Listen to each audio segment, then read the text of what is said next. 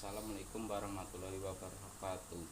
Pada kesempatan kali ini saya akan menjelaskan artikel tentang proses komunikasi data dalam jaringan. Dalam jaringan komputer kita tentu akan melakukan proses komunikasi audio, video, terutama komunikasi data antara sesama pengguna komputer yang berhubung dalam jaringan.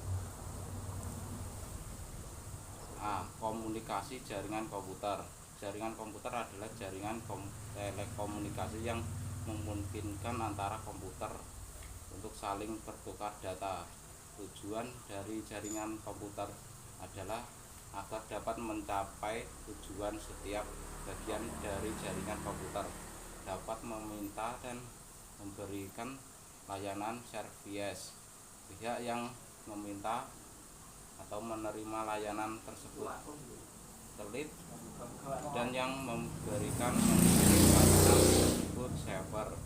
Desain ini tersebut dengan sistem telit server dan menggunakan pada hampir seluruh aplikasi jaringan komputer.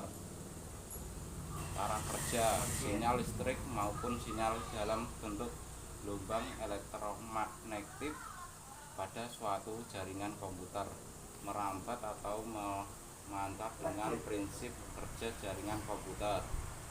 Agar suatu jaringan dapat saling bertukar informasi data, diperlukan suatu alat yang disebut modem, modulator, demulator yang berfungsi untuk mengubah sinyal analog menjadi sinyal digital maupun sebaliknya.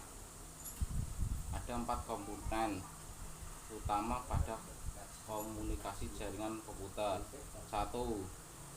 Sender, suatu proses dalam mana seseorang atau beberapa orang, kelompok, organisasi, dan masyarakat menciptakan dan menggunakan informasi. 2. Protokol, sebuah aturan atau standar yang mengatur atau mengizinkan terjadinya hubungan komunikasi dan perpindahan data antara dua atau lebih titik komputer. 3.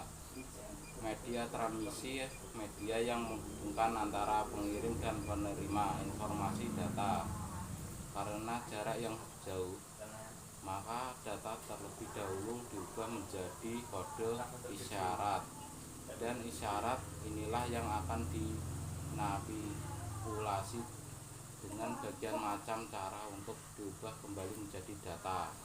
4.